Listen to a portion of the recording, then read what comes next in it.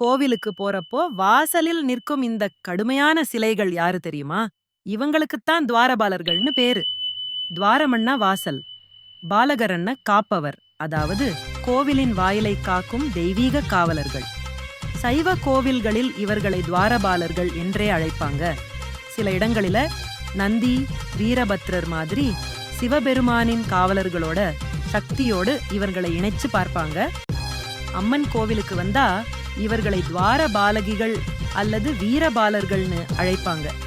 இவங்க எல்லாம் அம்மனின் சக்தியை வெளிப்படுத்துற காவலர்கள். வைணவ கோவிலில் மட்டும் இவர்களுக்கு தனி பெயரே இருக்கு. ஜெய மற்றும் விஜயர்.